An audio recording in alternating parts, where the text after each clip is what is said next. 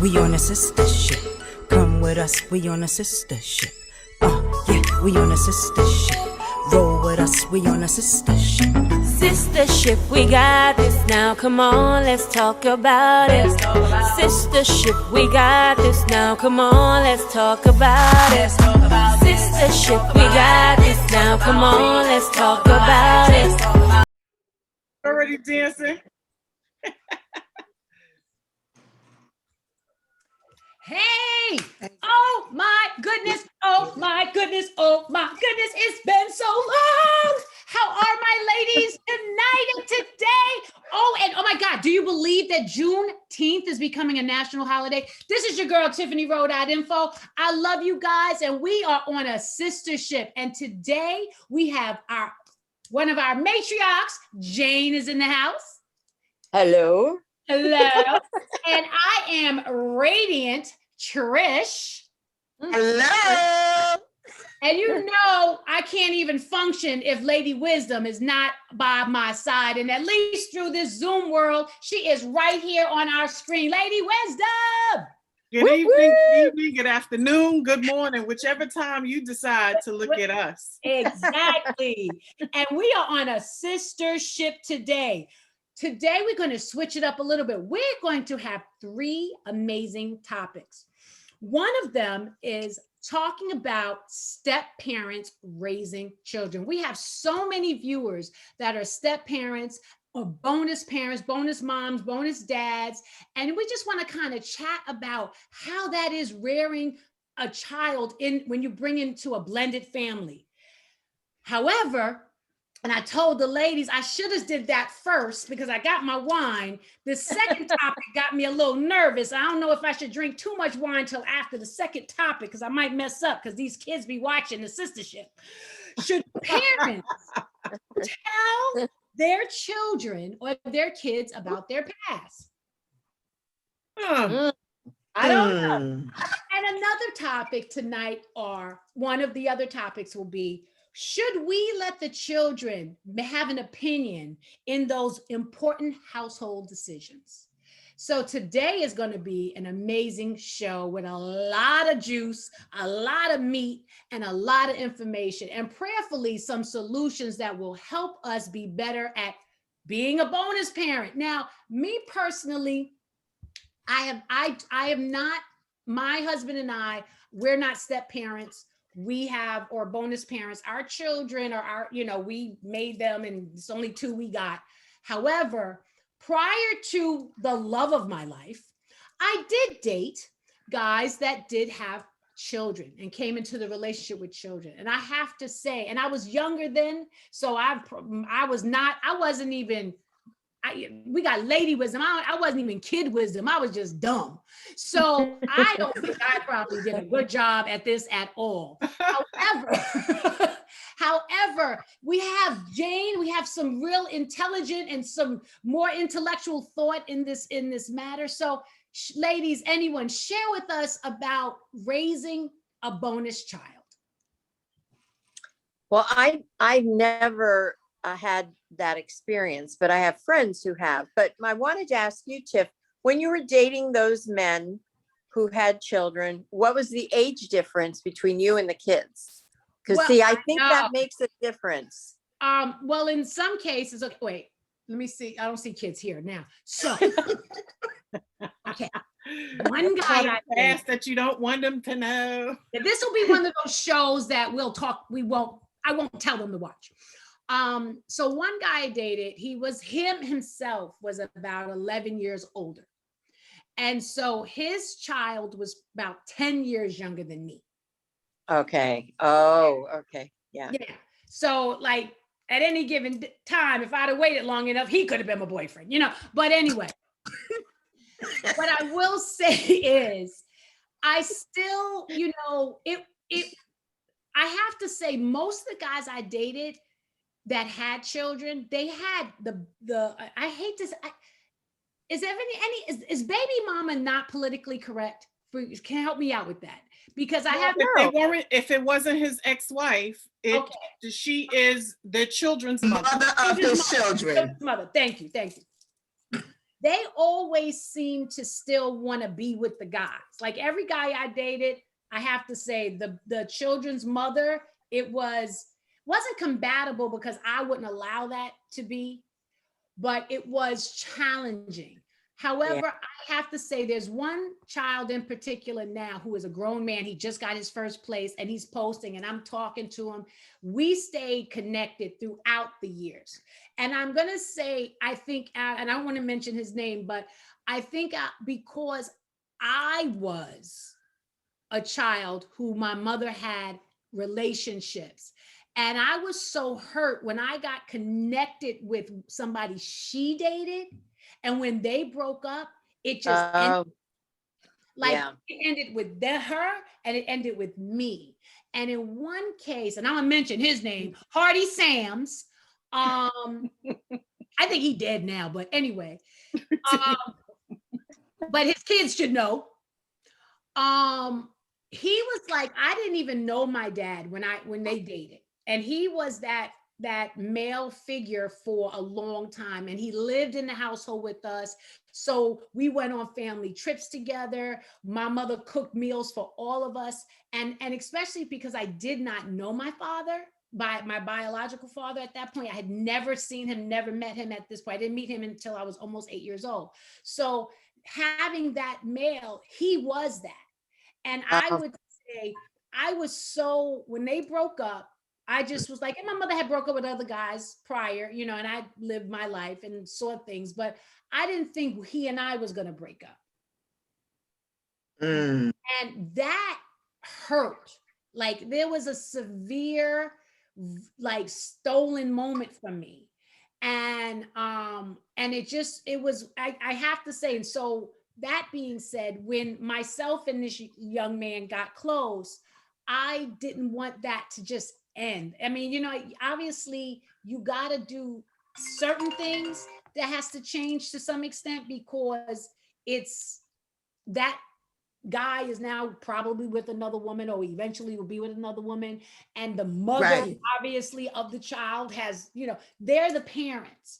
But I just feel like, what is that maneuver that we can do that when we allow ourselves to be caught up in someone else's life, especially a child, how can we balance that care, at least the care?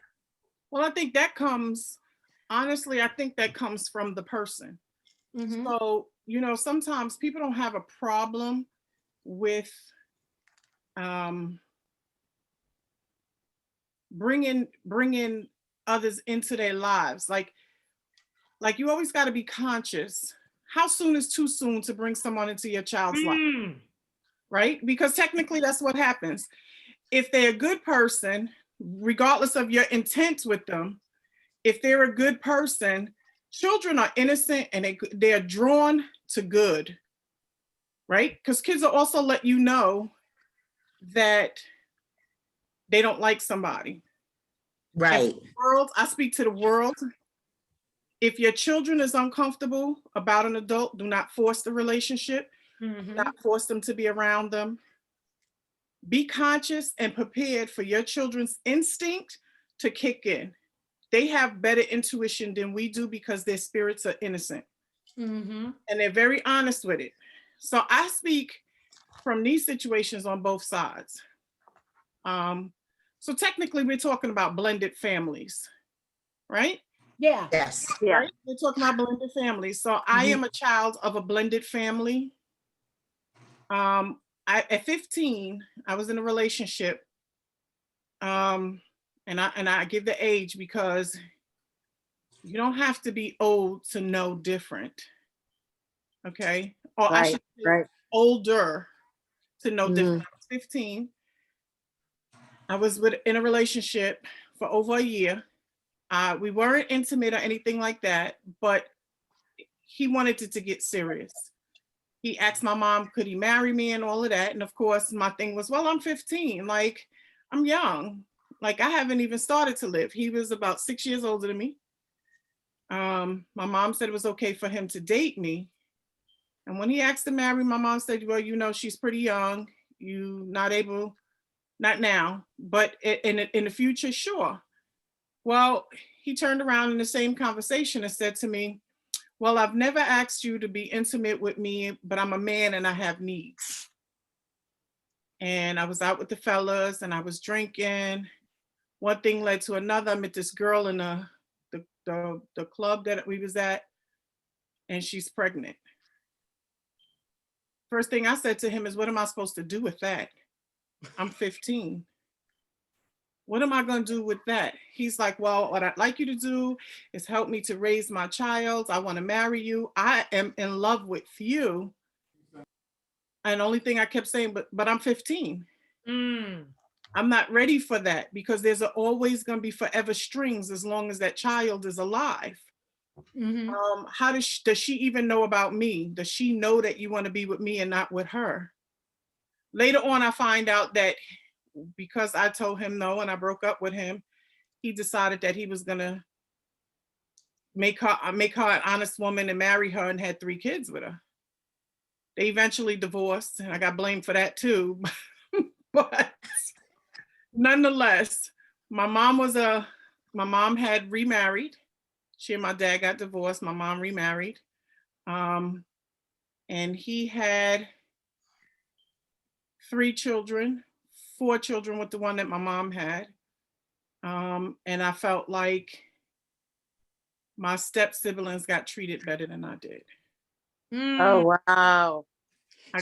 So the children, your mom, they were her children too? So my mom had one child with him, and then he had 3 from a prior marriage. Got you. Okay. So, well, prior 2 marriages.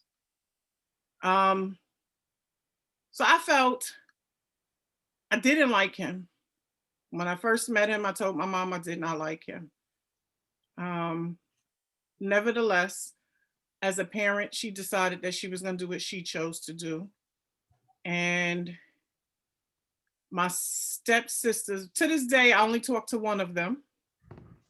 But I felt like to keep the peace with him, she did extra for them, if that makes any sense. Oh, yes. Yeah. Yes.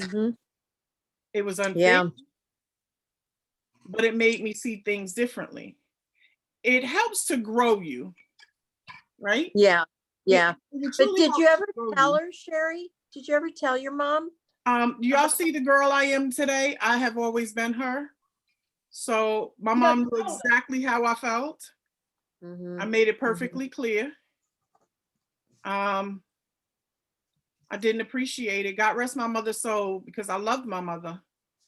But being a child in a blended family, I know that when I was growing up, we didn't call them bonus children or things like that. That's what you hear nowadays. Like, you got a bonus sibling, or, oh, this is my bonus daughter or my bonus son. I hear people say that all the time. And we didn't even say stepchildren, stepbrother or stepsister, unless you just didn't like them. You know, oh, that's just my stepsister. Oh, that's just my stepbrother. But when you were growing up, I don't recall anywhere being written in the Bible that there was step anybody. It was. Yeah, good point.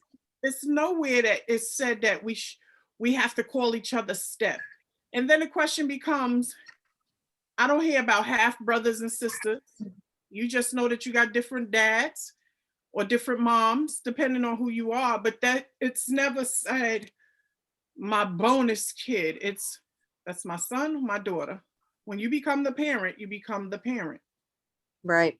So, Right. okay, so when you become the parent, you become the parent. However, what do you feel? Okay, so here is your mom got, married someone. He wasn't your bio father. Hello, but he was the male in that household. Now, how is that discipline though? So what's that balance if we're just parents and we're just mom and dad?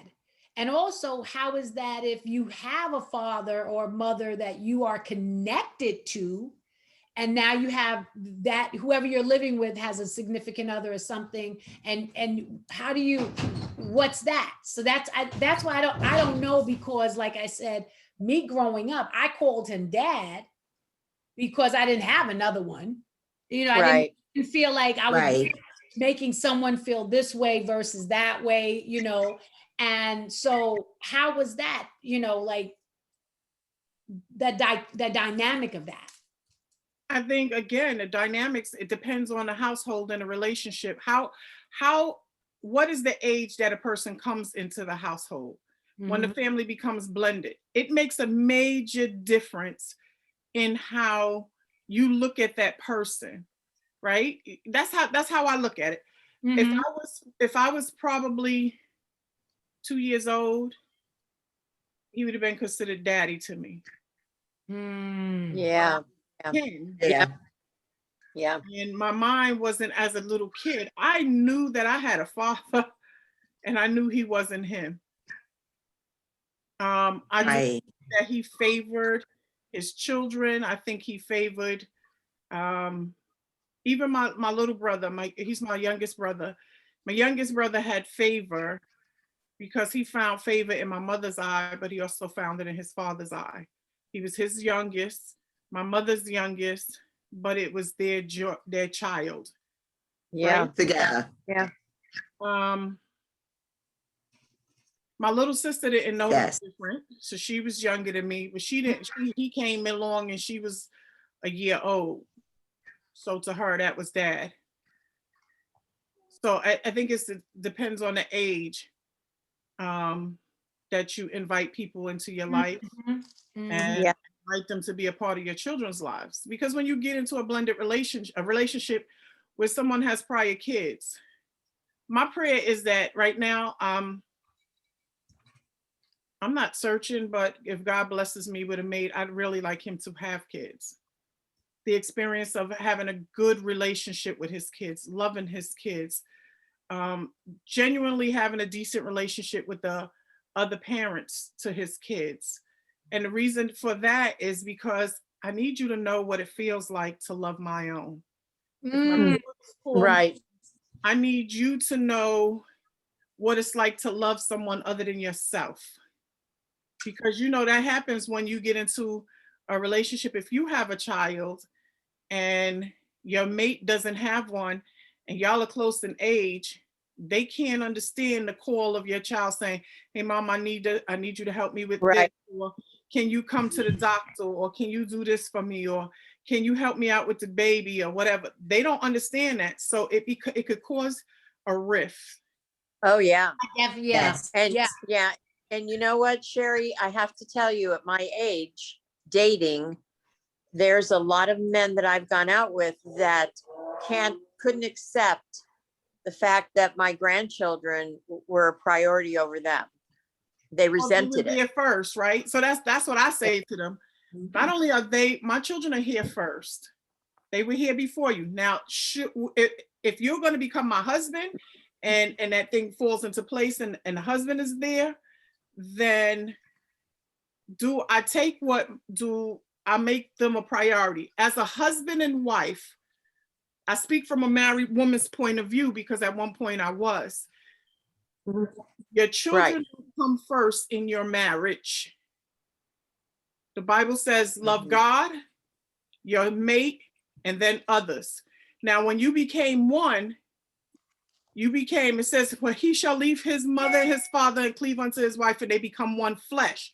So when you're taking care of him, you have to take care of you first. Right. Part of taking care of you is taking care of him. Right.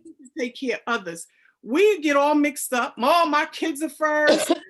But then at some point, your kids grow up and they move on and they go on with their lives, and you and your mate don't know each other anymore because y'all weren't growing together. Yeah. Your kids around and following. Do you feel the same way in the sense of, so again, I have we have two girls, and you know, we got together, we got married, then we had children. So for me, so now I'm gonna go back and forth. So for me, I say, well, I met my husband first, and between the two of us, we made these children, and we became one through marriage, through business, through having our children, through all these different things. We have become, it's frick and frack, and it's just one. Now, my mom had me with my father, but that ended like probably after the I did it. And so there's no, there was never no one. And so I always felt like I should come first in a new relationship because I came before these new relationships came in her life. Like I could be some real selfish stuff. I'm just calling it what it is. But as her child, especially when I was younger and different things like that, I felt that I should have came first. And so if I was to now, and I think because I come with that PTSD, if God took my husband away, because like I always say, that's the only way it's going to be. He just lightning strike, boom, dust, he's gone. Now I'm in this world by myself. Now might meet someone, whatever. Not day one, honey, not day one. But I think my kids would come first because that's what's in my head. So I think I'm saying all this to say I'm in this zone, but Sherry's giving me something that's like doing this and kind of doing this now. I'm kind of, right. Your situation is different, right? So let's talk about your situation. Your situation is you're their biological mother, he's their biological father. Mm-hmm. So the relationships that we build with our children start with us individually, right? So moms have a different kind of way of nurturing their children, and then dad has a way of esteeming his children. Like he has girls, your husband has girls. So it is his job that he is to esteem them better than himself so that they will know how to be treated by a person outside. Now, I can't speak for your mom. The only thing I could say that's possible with your mom is possibly with my mom is the same, is the immaturity factor. You start out when you're young and you're not as mature. You don't have a whole lot of wisdom. And then it comes from the examples that you have around you. That auntie or that uncle. And for some of us, you can't even call on your auntie or your uncle. No. When we were growing up, mom's best friend was our auntie and their kids was our cousins. We didn't know nothing different. And we really didn't. They weren't bonus cousins. They weren't step cousins. They wasn't cousins. They were just considered your people. 1 second, Sherry. Jane. Yep. Now this is Black sister to my, my white sister here. Y'all do the same thing? Y'all got everybody's the cousins? Yeah. Okay. Yeah. Okay. Only we call them kumbas. Okay. There are kumbas. Come on, because I thought that was just some real South Jamaica queens, everybody your cousin. Yeah. And no, we call them kumbas. I'm listening to Jane. I'm like, wait, slow down. Yeah, no, we're kumbas. Oh, kumba. I love it. Yeah, I love it. We call them. I mean, Sherry. We have to be all mindful that we are being raised in a different time right now. So I could tell you a whole bunch of good things to make your ears feel good. But if we're honest with it, being in a blended family can be really difficult. It can be difficult when you're dealing with the other children that come into the relationship. It could be different and it could be difficult depending on how that other person feels about you, because they could dislike you. And when they dislike you, they lie on you. Right? So I matured, I guess, before I needed to mature because I had no choice. But in my dysfunction that I was growing up in, I was also big mama without being big mama. Like when my stepsister wanted to go out because of what she was used to being around and doing, I had to go with her. And she used to always want to fight me. She's literally 1 year older than me. We would be out and she would always want to fight me. And the reason she would want to fight me is because guys would look at her for one thing and then would look at me in a different way. Yeah. And so she didn't like me much, but she needed me. So like I was a means to an end. In order for her to get out to go where she wanted to go, I had to go with her. So she pretty much just used me for the travel partner because I had to go. Ah, I felt like my mom, to keep the peace in her household, also favored the kids because I think the pressure of her husband at the time I say this a lot and I mean it wholeheartedly. Pillow talk is one of the hardest conversations to interrupt. And I say that means whatever conversation is going on in the bedroom, it's none of my business, but it's not something that I can't interrupt the conversation to the point where you see my side of it. Because the person you having pillow talk with is somebody that you love.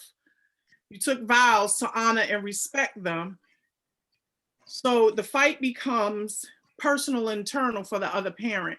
So am I going to keep the peace in my household as I was told to just keep the peace? Should I buy her a better sweater? Should I buy her 5 sweaters and just buy mine one? Mine will understand, or mine would have to deal with it. Oh, wait. Trish, I keep seeing you shaking your head, girl. What is going on in that head? I can't. I can't. Hold on, boo-boo. Hold on. I can't because, okay. Am I stepping on toes? I see her shaking. I feel like not at all. You've heard or seen situations. Am I correct? Yes. And I can't deal with that because when you come into the relationship, you're accepting me and mine. Now I'm selfish. When I tell you I'm selfish, I'm not dating nobody with kids because I don't want unquote the mother drama. When I was young and I was dating my kid's father, before we was really dating, he called me and I'm like, where you at? He said, I'm at my daughter's house. Click. I hung up because you at your daughter's house. That means I won't come first. And I'm that selfish that if I can't come first, then I'm not going to be no number. Yeah, but you set that rule. You know what I mean? You tell him ahead of time, this is how it's got to be. Right? He knew that ahead of time. Yeah. He knew that, but he didn't have a daughter. It was his goddaughter, became my goddaughter. We wound up having kids. He has since passed on. I remarried. So I had 2 kids previously. Okay, go upstairs with Didi.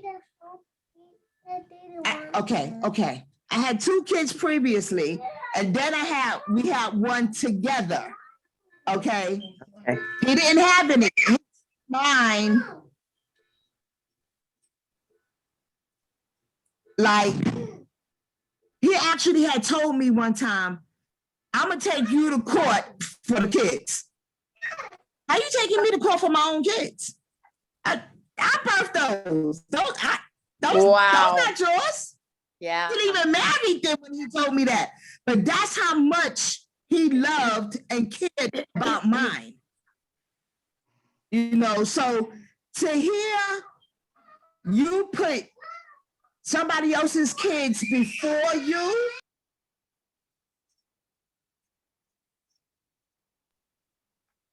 Trish was feeling some passion. Yeah. I just want to let you know, because I kept seeing her going like this. She was feeling some passion. Yeah. She was like, wait, no. Yeah. And Lady Wisdom is like, duh.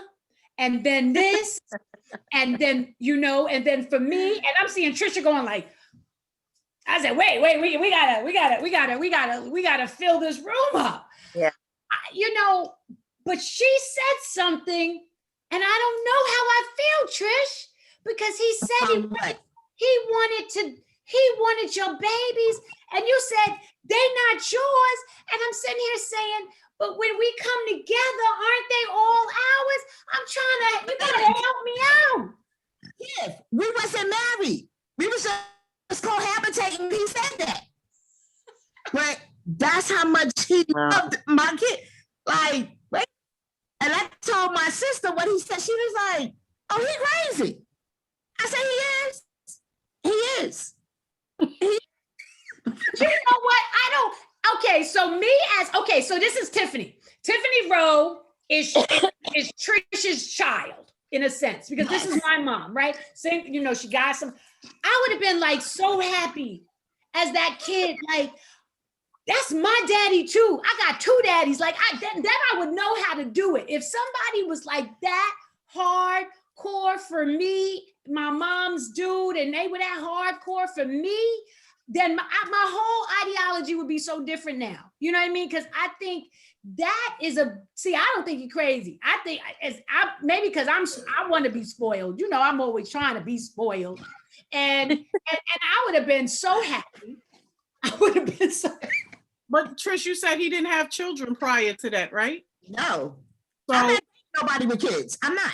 I'm selfish. no, well, thank God he wasn't like that with you. Maybe because if he had that same ideal, he wouldn't have been with you. And you wouldn't have had kids that would have been loved by somebody like him. Wait a minute, Sherry, you gotta understand. We was young. We met when we was young. We met in 1976. Well, damn. Yeah, right? I didn't know you was even old enough to date me. Wait a minute, I wasn't. I said we met. He wasn't. Just like sit back and see what Suge gonna put on the wall next. Yeah. I said we met. I actually helped him build his go-kart. Okay. He's 4 years older than me. So, like you said with your guy that was 6 years older than you, it was things he wanted to do that I couldn't do. So we just remained friends. And then as the years got older, we got back together after my husband passed. But he had told my husband, if I ever get the opportunity to get her back, I will. But I still say the same thing. Thank God he didn't have that selfishness that he didn't want to date someone with children. Because if he had that ideal, your children wouldn't have the love from their dad didn't leave them, their dad passed. Now they actually have someone that came into their life and took on and gave them the love, and he became daddy. So again, I say that thank God he wasn't that bad. Even though you met him as a kid, go-karts and stuff like that together. Let me tell you right now, I wish I had some popcorn. This is a good movie. So y'all met at the playground in the sandbox, and then y'all might have kissed behind, you know, I don't know what, you know, the go-kart. I'm talking about the go-kart. I'm talking about public parks. You know, there's that big brick building where everybody pee at. That big brick building where everybody pee at with the two water fountains. One's high, one low. So y'all was behind there kissing a little bit. Then it didn't quite work out. Later in life, you met your husband. Y'all had your children. The guy came back and told the husband, look, I'm just letting you know. I'm waiting my turn. I'm sitting my position, waiting my turn. And your husband was like, you just gonna have to wait your turn because I'm here. Then God, you know, took him from, but the love was still all there. And homeboy came back. He didn't care what you had. He don't care about, and he been following you on Facebook when there was no Facebook. Looking for her with a flashlight in the daylight. Daytime. Trish, Trish, you that girl. You that girl. You that girl. You that girl. I just want to say. But I wow. was in a blended family. Mm-hmm. I was in a blended family. Mm-hmm. And I have 13 brothers and sisters. Woo! My biological dad. Wow, okay. And you look at us, my youngest sister and I actually could pass for twins. Wow. Wow. So God rest her soul, and I could have passed for twins. So when we look at each other, we don't go, that's my half sister, that's my half brother.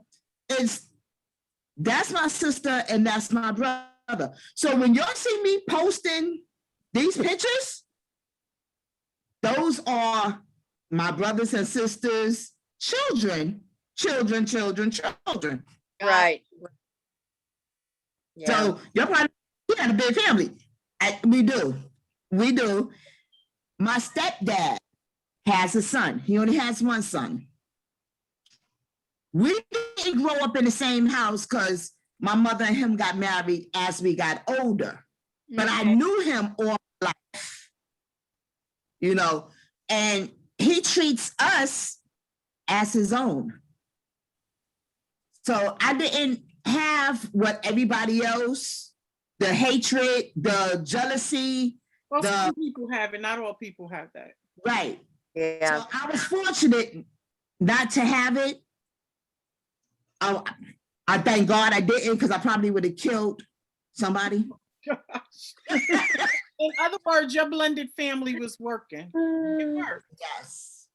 Now, and that actually should be the goal. When you when you get to a certain age, your goal shouldn't be to let me make sure that this person or that person is happy. A part of their happiness is you being happy, because when you learn how to be happy and love yourself and heal yourself and become whole, if you're not just running around dropping loads and making babies all over the place, when it's time to blend your family, you'll have a different kind of blend going on.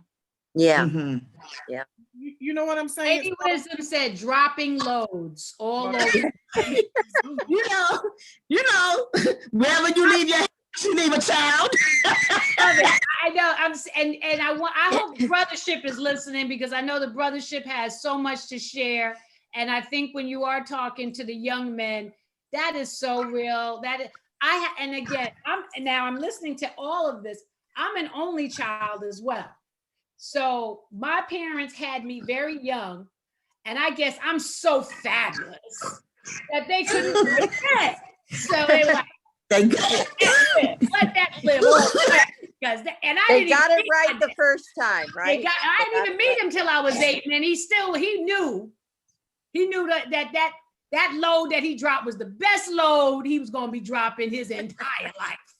So, but he did remarry for a moment, and his wife came with 2 children, and I have to say, throughout they didn't work out as a married couple, but throughout life, I have been able to maintain a relationship with both of those children as well, who are grown people now. But that's important. Yeah. That's good. That's good. Now we was going to switch up. We were going to talk about should we share a lot with our children? But I want to go right into the opinions, because Sherry had mentioned about Sharon telling her mom she really didn't like the guy, and I think she wanted to be part of the opinion and the decision making in what was going to happen in the household. And I can say the same thing. My mother, she got married one time. I'm sorry, Mom, sorry. Because I know she watches.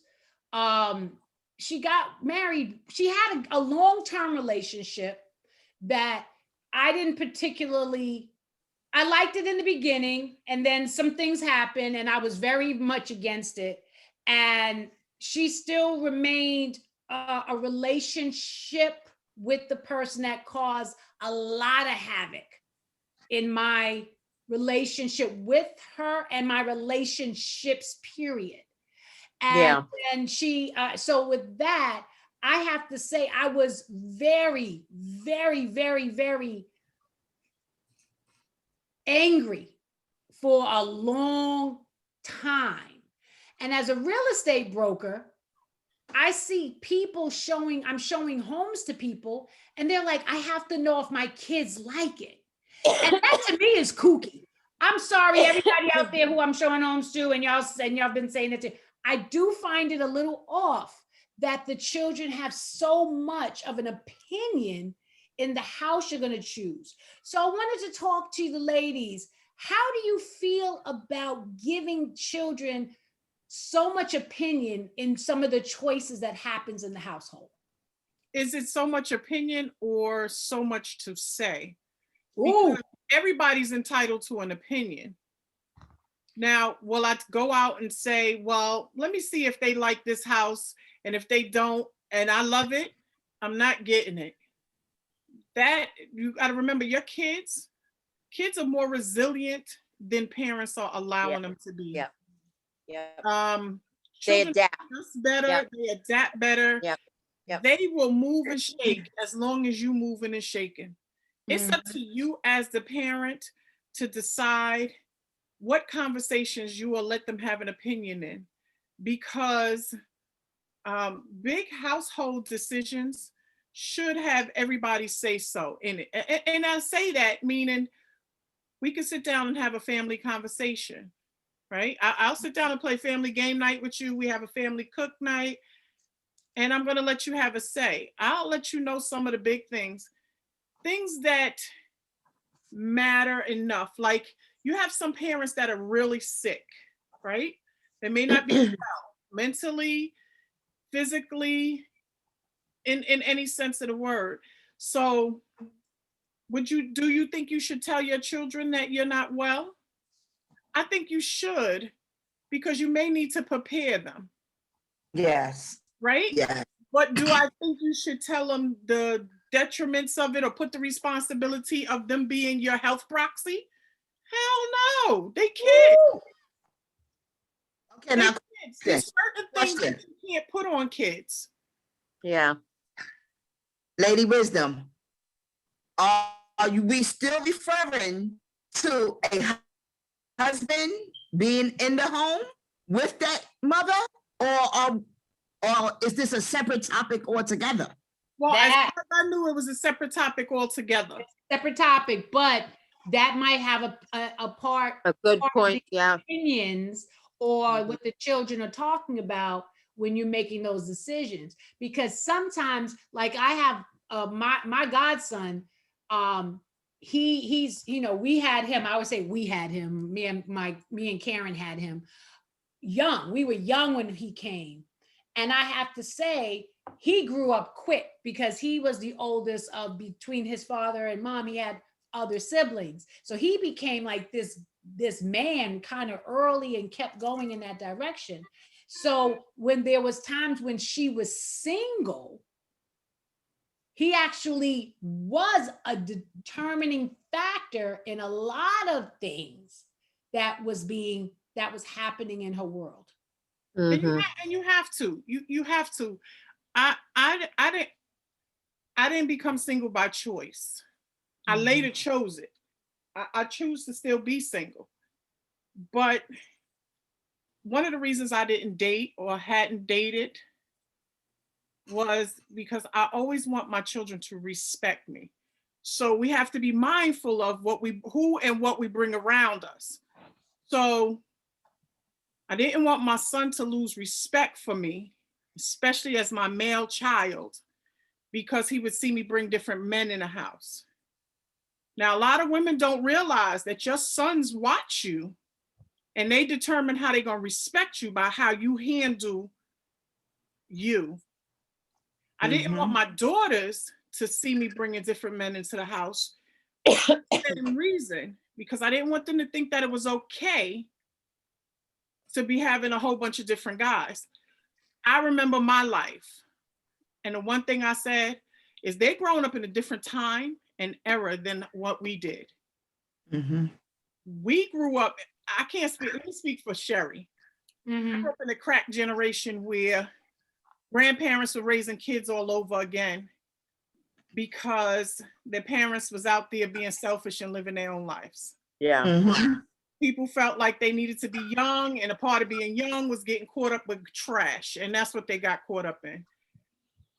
I believe in disciplining my children. I believe in my children having an opinion. When I had to move from my home, I didn't give them a choice. You either coming with me or you not. But I wasn't looking to make your life miserable. I was moving because we had to. So did I give you that choice to tell me, well, I don't want to move. I want to stay where we are? No, I don't want to hear that. You understand what I'm saying? Got to keep it. We all got to keep it pushing together. And I also believe that I have a friend that's the same age as me and experienced the same similar situation, not the same, but similar. The difference between her and I was the things that we shared with our children. In my household, I believe in being truthful and honest with my kids. When I'm struggling, I need you to know I'm struggling. I can't give you all of that. I couldn't. Now, my children are young adults and they on their own, but I could not give my kids everything. I gave them work ethic. I gave them morals. I gave them life. So you gave them everything. But I didn't make their opinion. Their opinions didn't determine how I moved. Like when I sat my kids down to have the talk with them, and I did it with all three. When I had to talk with them, I didn't let them decide that whether they was ready to hear it or not. I knew what was going on in the street, and I needed to be the one that makes sure that they got a full, clear, and complete understanding, because your friends will tell you the crap that they've been told, right? So for me, I broke cycles, generational curses, and decided I was doing everything that wasn't done for me in the manner in which that's what I was going to say to you. To do everything you saying, everything you saying. Oh, you know I be getting all misty. Oh God, Jesus, bring it down. Okay, rolling back.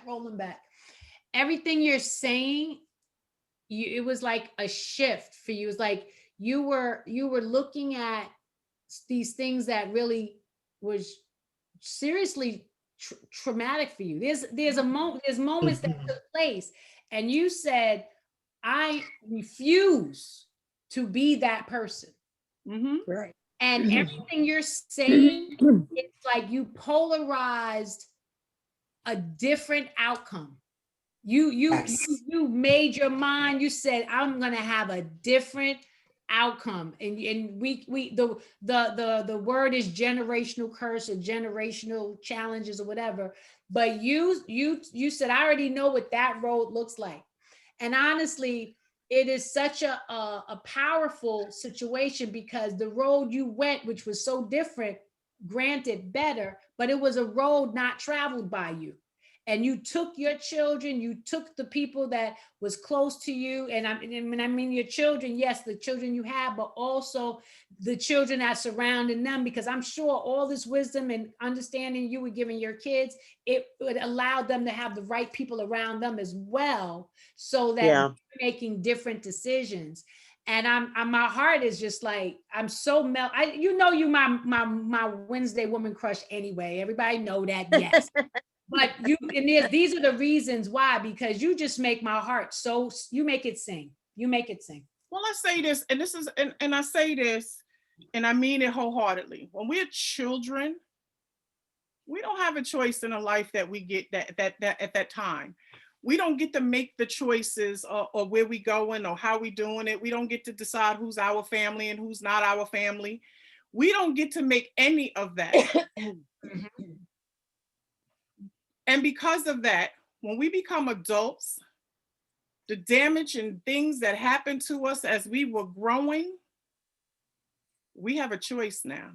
Yeah. Yes. And we can either choose to live there or choose to get off that ride and do it differently.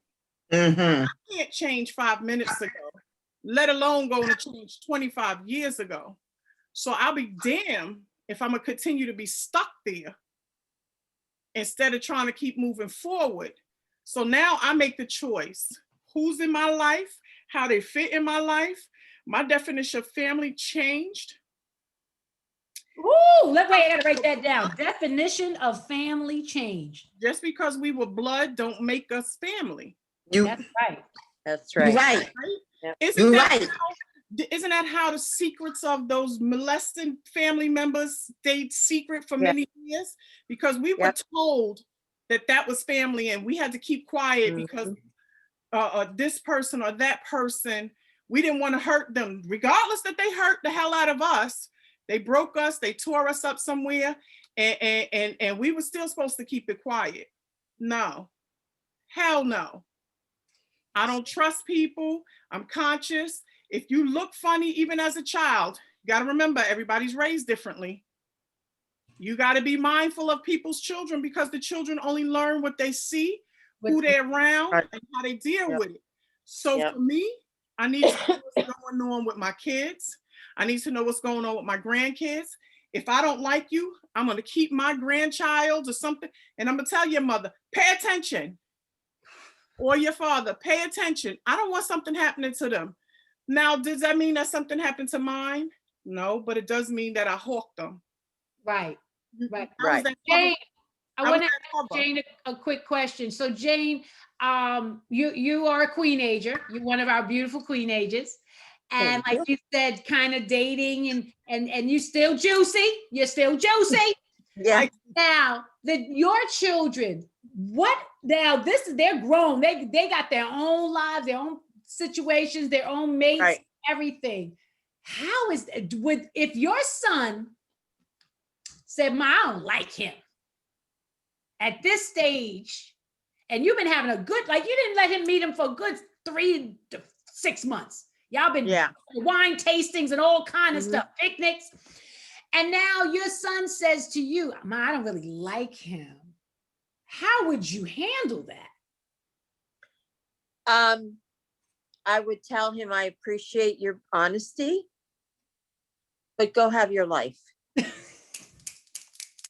Well, that's because And- of the age, right? Right. That's why I Right. wanted. I mean, look, my oldest son is going to be 50. Mhm. Okay. So at that stage of the game, and he's got a fabulous marriage, a great wife, and she's a wonderful mom. And I didn't interfere in their life. And I have to tell you, after my husband died, my sons all thought all of a sudden they were my father, telling me, well, I don't think you should do that. And, no, you're not doing that. And I was like, nope. Oh, yes. No. Go have your life. I appreciate it, but I have to find my own life now. Mm. But no, I wouldn't.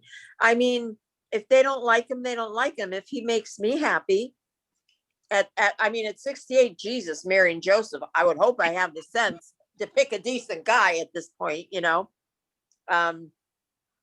they'll get over it. They'll get over it. And that Amen. makes a difference with the age and the maturity, right? Mhm. Yeah. Like at 50, your son is jaded kind of because he's lived and he has experience. So Right. adults don't necessarily live outside the box like kids. Like kids Right. are innocent, they pick up things because they have these open minds. Whereas adults, we've already fixed our minds on what we like, don't like, what we want to tolerate and not tolerate, who we want Right. to be around, what we want our moms and dads to do. I had one of my daughters say to me, "Gosh, are you ready to date yet?" Oh, wow. And I was like, not up here. Yeah. Okay, we are in the beautiful Pocono Mountains, people, and it's a tight knit circle, and Everybody came up here with somebody. everybody's in the And witness you know protection everybody's program. situation and how the breakdown happened, who cheated on who hurt so and so, you crazy, you lazy, those things about people. Yeah. That's But why you know what? That's why I keep items right near me all the time. this is a letter opener, but it has multiple uses. But dating a man now, for me, I look for different things than now I've been a widow, it'll be 17 years in August. So I look for different things now than in a man that I would have 10 years ago. Mm-hmm. And I think it's because you look for more of companionship, because hopefully you're better established financially at this age. Your children are grown. Like I said, my oldest is going to be 50. So your children are pretty well matured. Right. So you look for different qualities in a man at this age than I would have 10 years ago, is my point. Well, I can't speak for people like Trish who re-hooked up with her playground crush. But me up here, Mr. Softy boyfriend, okay? I think again, it becomes, it's a difference. And it's funny because I had a friend say, you don't even got friends that know nobody. And I had to laugh. And I was like, with all of the people that I know, no. I guess nobody feels like either I am worth somebody's time or that person's worth mine. But the one thing I don't want to do is to have another grown person. Yeah. But really, why is it? Say that again, Jane. But why is it not okay for us to be happy and alone? Why is it not okay? Well, all right, now we done went from the children to being happy and alone. I kind of think that's another topic, but at another show. However, I want to take 3 to 5 minutes and talk about being happy and alone. What is the difference between being lonely and that's right, alone? Yes. But who's the person that dictates that you're lonely? Who says we're lonely? Exactly. One of the biggest. You can be with somebody and still be alone. Right. Yeah. Exactly, Tiff. Exactly. Yes. And you know what? I drank to that. I've been alone 17 years, and I have to tell you, I am happy, peaceful, and I do live alone, and I'm okay with it. But she got a gun. But she got a gun. So don't play around. She'll shoot. Buy a pillow. And she got 3 acres and a shovel. Nobody will know where you're at. And I have 3 big sons. You know what I mean?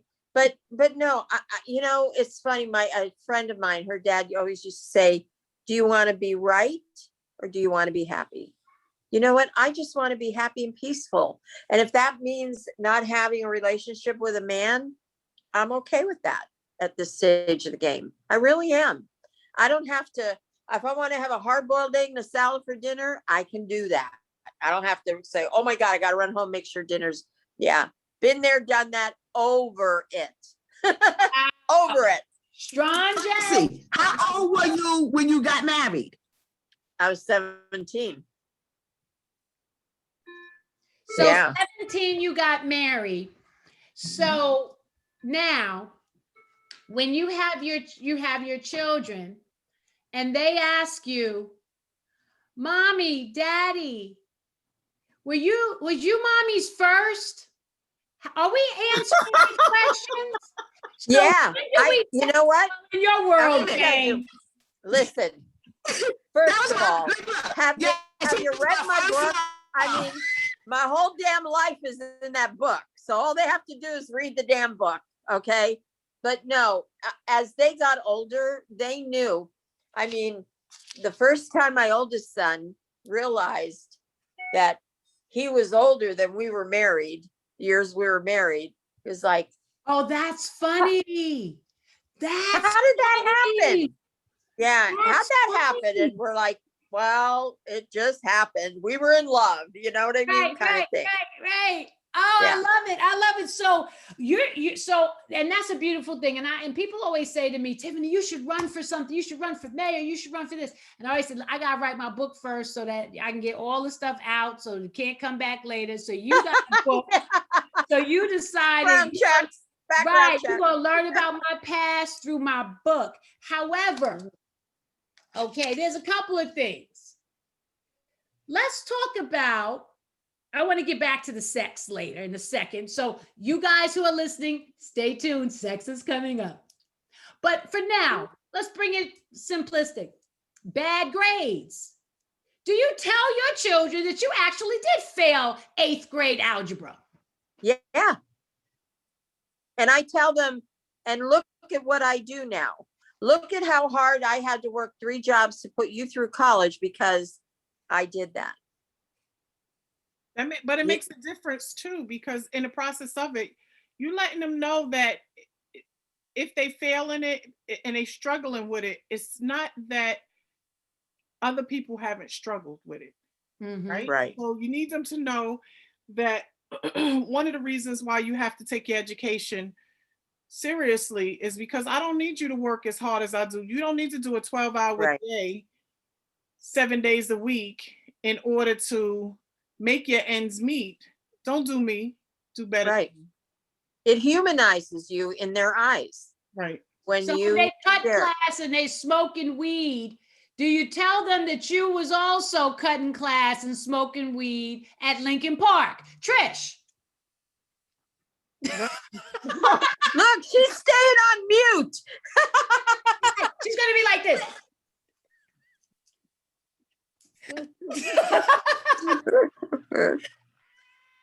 Unfortunately, my kids hate me. They and I was, let's put it this way. I always said I was going to be a college bum because I enjoyed school that much. So when their grades slipped, or when I felt they should be doing better, their thing was, hold on, boo. Their thing was, mommy, everybody can't be like you. Everybody can't be like you. And I had to actually realize, you know what, Trish? Let them be them. Let them go to the level they could go to. However, when my daughter caught me and said, mommy, I made the honor roll, I said, oh, tell me how that feel. So after that, there was no chance of her coming back to me saying, oh, I can't. And my my youngest one, she looks at her friends and go, how can y'all get away with not doing such and such in school? My mother would kill me. It's not my father, it's my mother I'm afraid of when it comes to school. Yeah. Kids can't even miss school. So I know my daughter's happy about this pandemic because she was able to go to school from home. Right. Oh, Yeah. Youngest one. Yeah. She willed this whole, except for obviously the loss that we have taken from people. She willed not going to school. I tell you that all the time. Like, I'm like, this, look what you did. Look at the whole world now because you didn't go to school. Yeah. So a lot of times, so for me, you know, my children, again, they know my husband, they this is all they know. And Sean and I have been together for such a long time. It's like everything kind of fused together. But that being said, I think they assume that I was his first. Okay. So how do you go about that conversation when if they come in, they want to talk about your past relationships, and let's say the 12-year-old child, the 12 getting ready to hit that teen, and they're, you know, their body, certain things are changing. If it's a female child, they're probably either about to get their menstrual or just started getting their menstrual, so their bodies and all this is changing. How do you have this conversation? Open. I don't have girls, so I don't know. I have 2 daughters and I have a son. And I had to be mindful of the hot things that I was hearing while I was working in school. We don't give our kids credit for having more understanding and know-how than we do. Mm-hmm. But these kids, I think my oldest daughter, when I sat with her, she was 9. But wow. With her, and some girls that was 11, 12, and 13. I literally drew diagrams for your menstruation. I explained that that makes you a young woman where you can start making babies. I had a 1 liter bottle. I had female condoms. I had male condoms. And the way I explained it to my daughters, I know that you get a little hot and bothered and guys could make you feel like you're everything, but don't take on something that you can't handle maturity wise. They'll make you think that they care about you when they don't, and they just trying to be the first one to get into your pants. Ooh. I took the male condom, I rolled it down a 1 liter bottle, and I told them, the guys that want to tell you it hurts, it's too small or whatever, they're liars. If he's bigger than this 1 liter bottle, you don't want him in you anyway, because he rearranged. I took the female condom, I put my whole fist in it so that they could see it, that it could fit a penis in it. Oh, yeah. Don't let them tell you that it's uncomfortable because it's too tight. They're lying. In other words, oral sex is still sex. Like, only thing I can tell you is how I did it. Well, my other two got 9 and 11. I had the conversation with them at the same time, a male and a female, with another group of teenagers. And I explained it to them because nobody else was talking to them. Yeah. The problem is we want to sugarcoat, and then we can't figure out why. When I was working at the high school, I won't say what district I was working in, but when I was working at a high school, I remember them talking about a young girl being in the 8th grade. And this one boy said to me, he was in high school. He said, "Hey, Miss Sherry." They called this girl out of her name. I didn't appreciate it. And when I realized, I said to her, "Don't ever do that in front of me. That's so disrespectful. That's somebody's daughter, somebody's sister." The boy said, "But you don't know her. She's a hoe." Ooh. And I said, "What?" He said, "Miss Sherry, we were all sitting in a circle. It was a whole group of guys, and she blew us all off one by one, and she went around the circles." I said, "Stop playing." I said, "She's an 8th grader." "Uh-huh. You know about the 8th grader that's pregnant?" And I was like, "What?" And I said, at that point, sugarcoating shit, excuse me for putting it that way, Yeah. is why these kids are out here running wild. These parents don't want to talk about it. They want to act like they were born adults, that they didn't experience anything in life, but they're going to tell you no. So they don't do that in school anymore? They don't. They have the conversations in school, but I don't know what grade they having it at, and I didn't want my kids to find out later, Right. or find Right. out wrong information. That young Right, lady, right. there's no way, in order for her to feel like she was a part of a group, she should have been blowing off 10 guys in a circle. Right. There's Right. no way. Where was her self-esteem and her self-confidence? Where was her parents at? Who was loving her and teaching her to love herself? Whoever told her that she was beautiful and she didn't have to? Which of those boys were mature enough to say, "I got a sister"? Don't know. Right. Yeah. The world we live in is a very selfish place. And as selfish as we are, we have to learn to think about other people. I have a great rapport with young people because we teach them to become the adults that they become. We teach them. Children are just little people. They're just little people. Some of these kids are smarter than most of us adults, and we don't want to admit it. Yeah. I believe I fully believe that as well. I fully know that as well. To those who are our listeners, I always feel that when a child is old enough to ask, that's when they're old Yeah. enough to know. Yeah. Yeah. Because something happened. Now, do you feel though? Okay. should your children know? Like if your child asks you about your past and they say, well, what's your body count, mom? Whoa.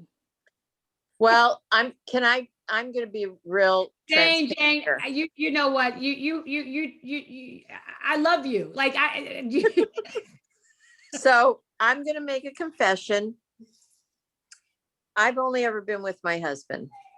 I figured that. And so even as young as he was when he died, I was so afraid to have a relationship, sexual, with another man, because I, till this day, still feel very married to him in my heart. And I'm being real honest. So I was only ever with my husband. And he, you know, I mean, he must have been really potent, because the first time we did, I got freaking pregnant. So hello, you know. He was dropping loads. He was dropping loads. He's dropping loads. Yeah. Like he dropped it right then and there. He was like, boom. But He yeah, did a good job. I've told that to my children, but my husband, you know, raising sons, he always would say to our sons, how would you want your mother treated? If you had a sister, how would you want your sister treated?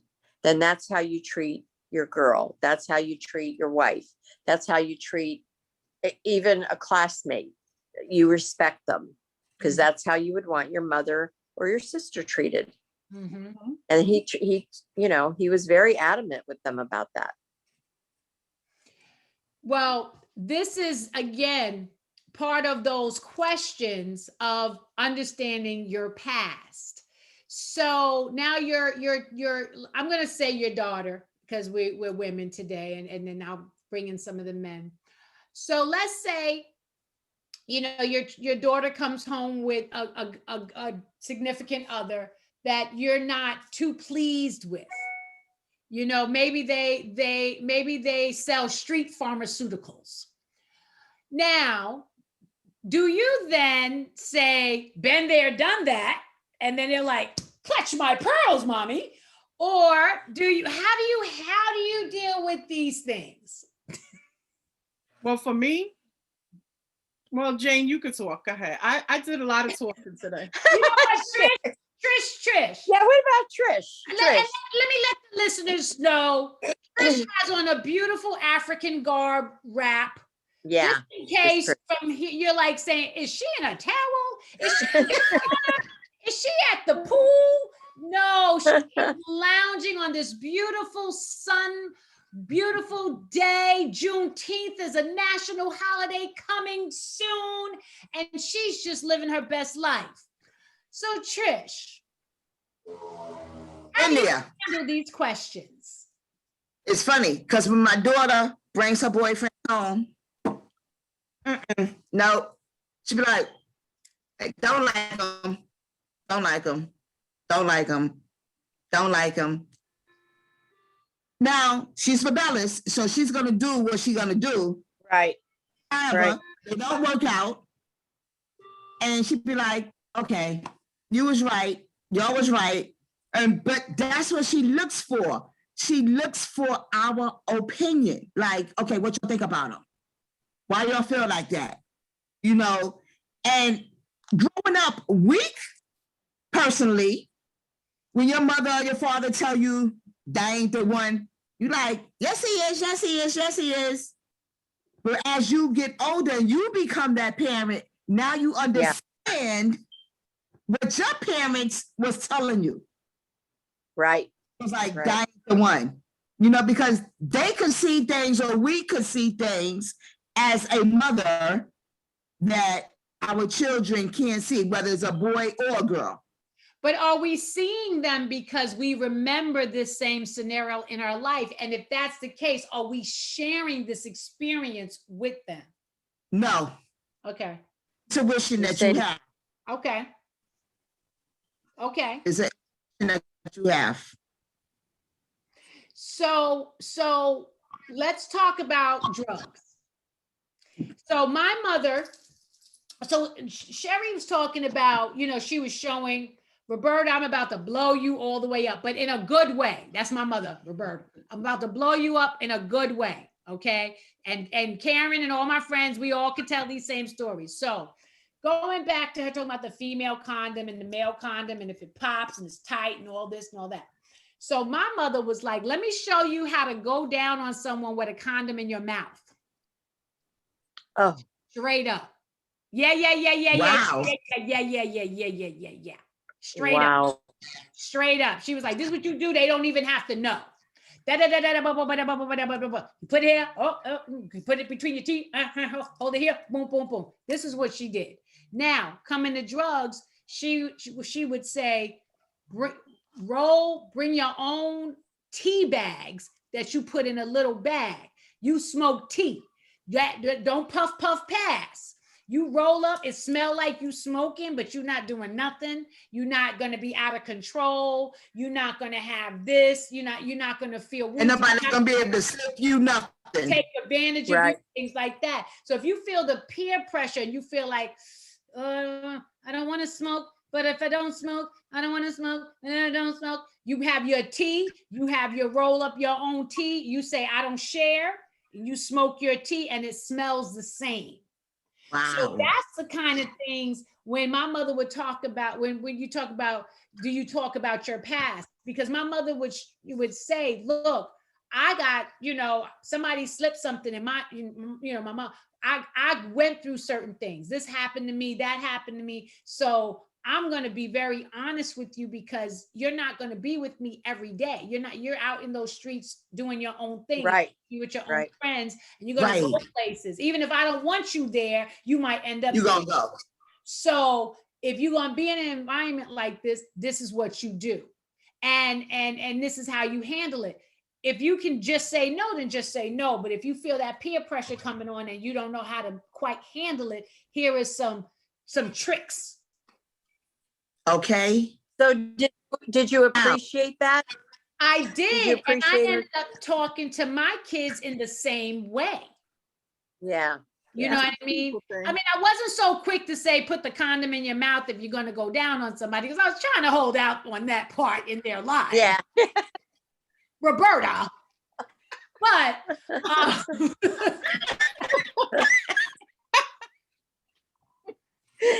oh God. But that Man. But that's what makes. But that's what I respect your mother. I respect your mother. But you see how, like you said, your mom had that conversation with you. So it was a matter of the differences of where we were being raised and what we were being raised in. Right. So majority of us came up here for a different kind of life for our children. Most people that are here are transplants from some place. Yeah. Yep. So you don't want them to transients. You messed up. What you don't want is your children experiencing all of the same things that you've experienced. Right. So it's your mom's honesty that helped you, which is pretty much what I was saying earlier. Yep. It was my honesty. Now, my mom was honest to a fault. Like sometimes when you're brutally honest, and I'm very brutally honest sometimes, it's not because you're trying to hurt people, but I think a lie hurts people more. Mm-hmm. It does. Yeah. It does. So when I was raising my kids, I also didn't teach them about the Easter Bunny, Santa Claus. I didn't teach them about the different holidays. And the reason I didn't, because what is the truth in these holidays? So for me, I know when I was going out spending my whole paycheck on toys and wrapping them and putting them under the tree, I didn't want jolly old fat boy getting credit for it. I just didn't. Don't tell him, don't. And how can I explain? I don't have a fireplace, but he's finding his way down into the house, right? So that's the incinerator. Sherry, come on now. Let me tell you something. I needed the fantasy because life was hard as hell. I needed that tooth fairy. It looked like Tinkerbell in my mind. You know what I'm saying? The Easter Bunny. I needed the Easter Bunny. It was a cute. That was you. I know. I had to figure it out for my kids. Now, what I did do is tell them, You can put your tooth under the pillow, but either mommy or daddy will get in there tonight and put something under your pillow. I didn't know no different. And I still, to this day, I'm brutally honest. My kids do something different. But my kids will always tell you, you know how you start teaching your kids to lie, right? So your phone rings in your house, tell them I'm not home. Oh, my God. That's the first That time. was my mother. The bill collector ring my phone, scare my wife when I'm not home. But that's what you're teaching them, right? You're teaching them how to lie. And my kids have a tendency to throw my words back at me. yeah. Oh, So yeah. I You too. that. I got a granddaughter now that's 4. When you sit down with her, you would think you were talking to a teenager. Wow. Like literally, she'll have a full blown, it's clear, it's concise. Like she's 4. And her parent, her mom, my 2 daughters, my son are very intelligent, and their kids are showing it, you know? So I think that in everything, we learn what we live. We learn from examples. Our very first teachers are the family, moms, That's right. Yes. dad, our siblings.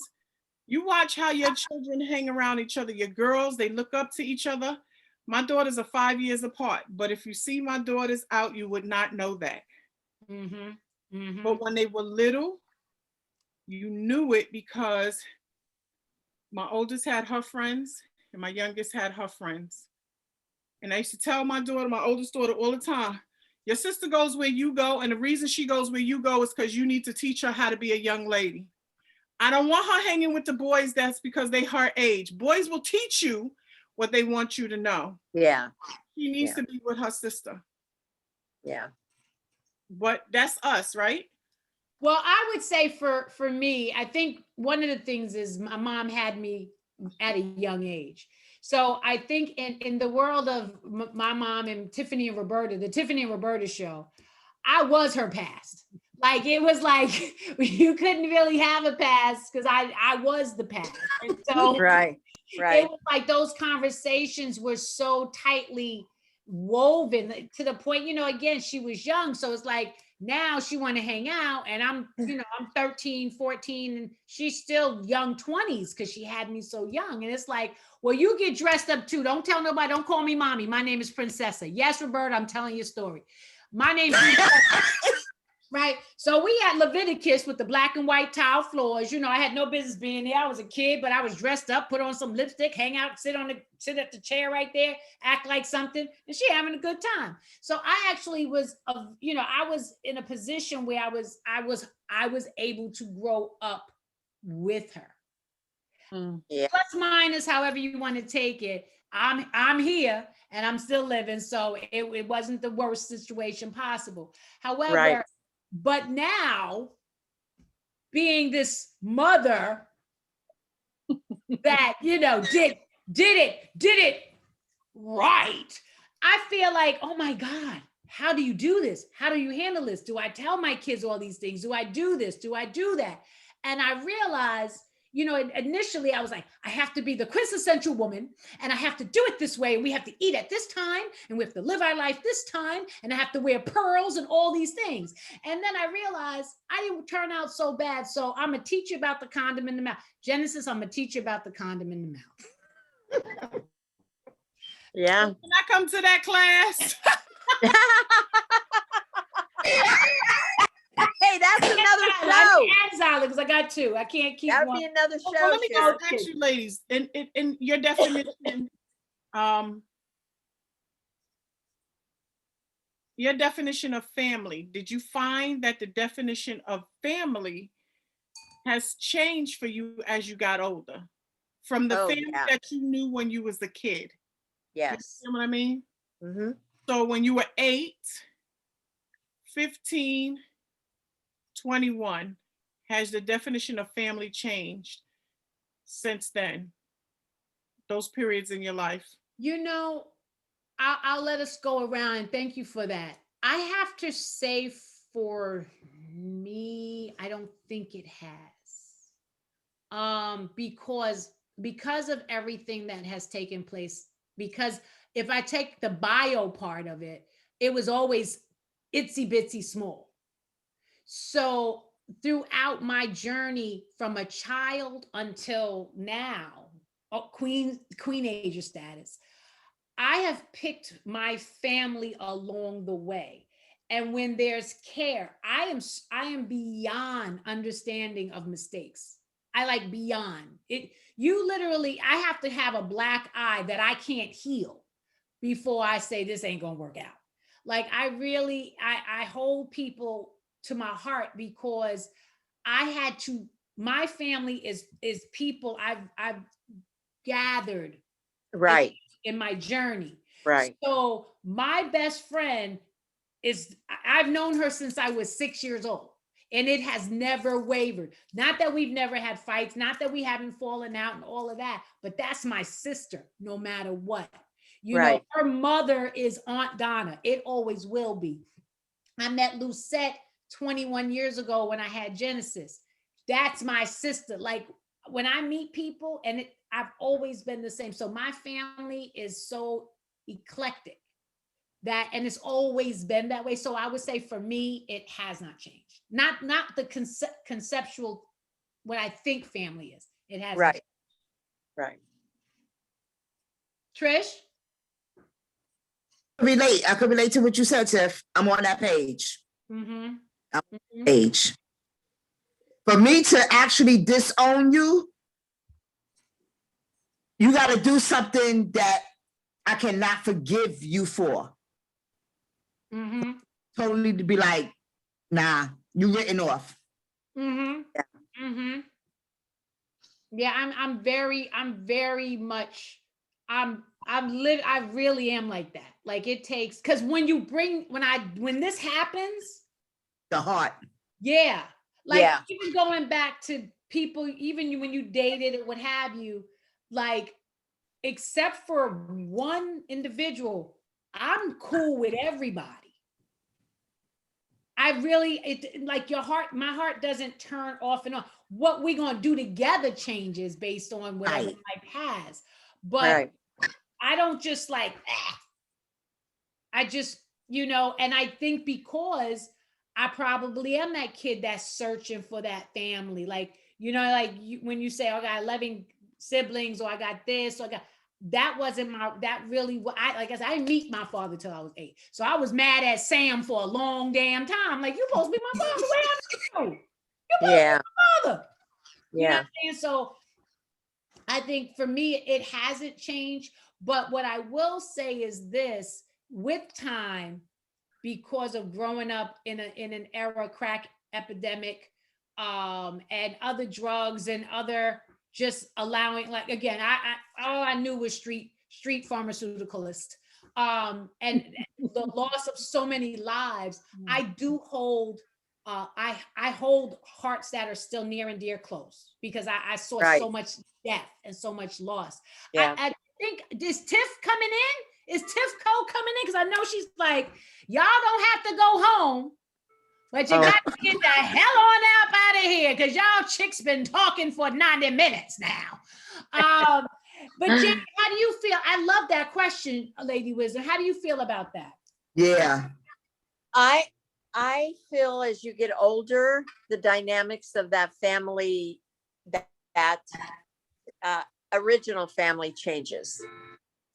I think that you get wiser, even if you're blood family, you get wiser and you get tired of being shit all over. So you set boundaries and you send them off with love, but that doesn't mean they have to be in your life. That's how I feel as I've gotten older. My circle has gotten smaller, and it's gotten, it's with good quality people. I have a saying, I say this to people all the time: I will only want to be around people who want to be around me. Exactly. Okay. The perfect, who had a ding just then? Me. Yeah. Came in like that was God. That was God going, good idea. The gods. much. Tiff, come on, you out there? I see that your screen kind of did something different. I don't see my sis. Is she there? I don't know. I don't Try see to her. come on. Yeah, I don't see her. Okay, Lady Wisdom, Lady you Wisdom, posed a question. What's your opinion? I actually agree with Jane. I believe that as I got older and had a little bit more life experience, I learned that you can love people from a distance. Yeah. I always know that you can love them from a distance, and sometimes you dealt with them and tolerated them even when you didn't want to, because for the sake of the word family. Ooh. Yeah. Yeah. So I had to learn to be mindful. No blinker, got to outthink ya. My two-seater, me and my diva. Know when them bastards run up the hater meter. Stay away from them snakes and bottom feeders. Hobby. Well, we're going to talk about it. We're going to talk about it. So back recorded. Look, this one can go into another show. It's another show. So first time I had with Sean Bailey.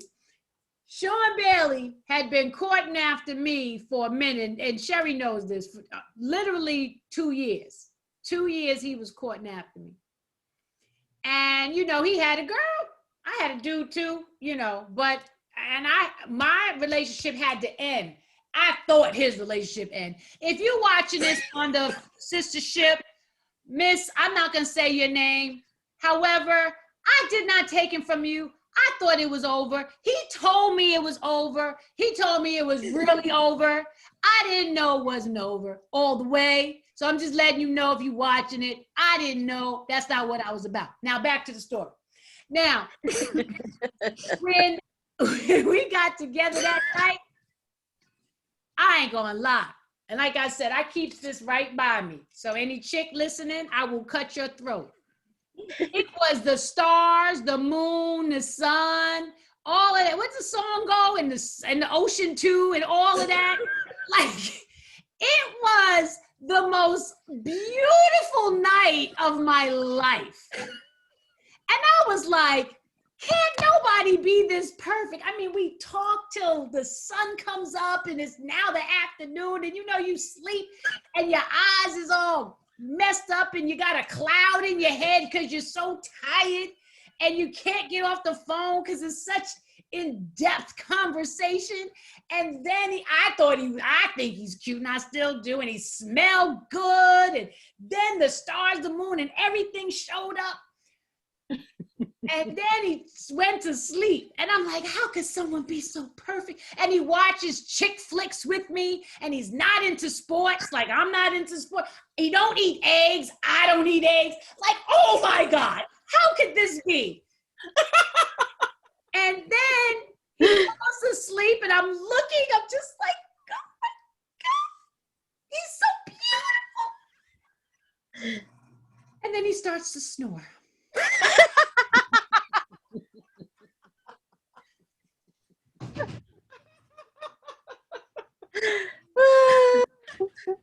But you married him anyway. But you I married can him tell you, look, the stars overpowered the snoring. Yeah. Let me tell you something. That's the dog. The dog is like, I want to hear this story. Now, yeah. And I've been listening to that snore for 30 plus years. Yeah. Listen, I can describe my first night with my husband in 3 words. Blood, sweat, and tears. Blood, sweat, and tears. That was it.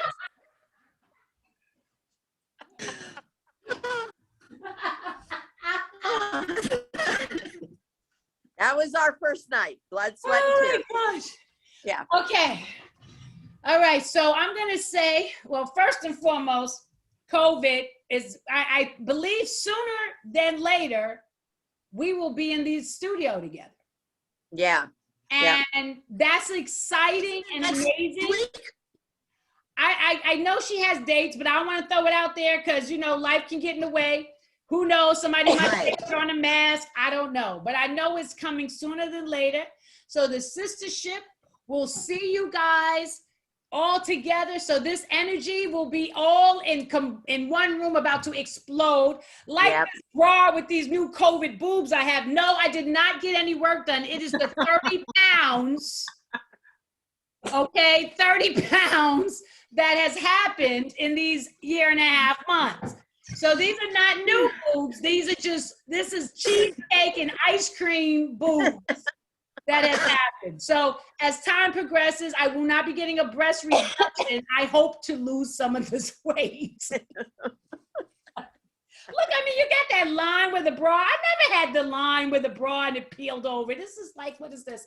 Anywho, I love you guys. This is your girl, TiffanyRowe.info, and we have Jane, our Queen Angel. We have Lady Wisdom up in the house, and we have I Am Radiant, Trish, and we love you. And we love you. This is the Sistahship. Subscribe. And share, like and share. Actually, love and share. Love and share, because it's all about the love. And we love you so much. Blessings to you guys. Peace. Good night. Good afternoon. No blinker, got to outthink ya. My two-seater.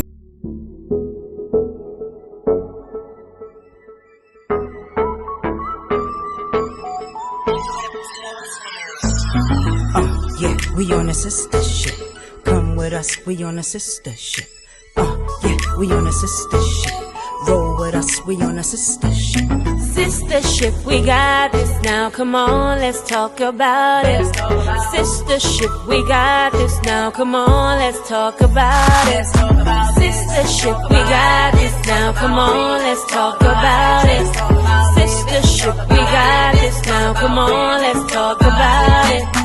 We're my sisters, we got this, sisters. You roll with me and I'll roll with ya. We're my sisters, we got this, sisters. You roll with me and I'll roll with ya. Substance, sis, you know we on a mission, no games. Help each other get over some things, build strength, bring change. Cause we've been through the rain, now it's time to shine like bling. Let's talk about life skills. We building up our quality to right wills. We rolling out of poverty, love heals. So we become the prodigy of how a sistership could be a really hot commodity. Stand together, we united, hold hands. Support each other dreams and our plans, doing everything we can. Come on. Just to show we understand the power of a friendship fam. Live life on purpose, together we learn it. Yeah, let's talk, we don't wanna see you hurt. And we here for each other, no matter the color, networking. That's for sure and for certain. Come on, yeah, we on a sister ship. Come with us, we on a sister ship. Yeah, we on a sister ship. Roll with us, we on a sister ship. We're my sisters, we got this, sisters. You roll with me and I'll roll with ya. We're my sisters, we got this, sisters. You roll with me and I'll roll with ya. Sistahship, we got this now. Come on, let's talk about it. Sistahship, we got this now. Come on, let's talk about it. Sistahship, we got this now. Come on, let's talk about it.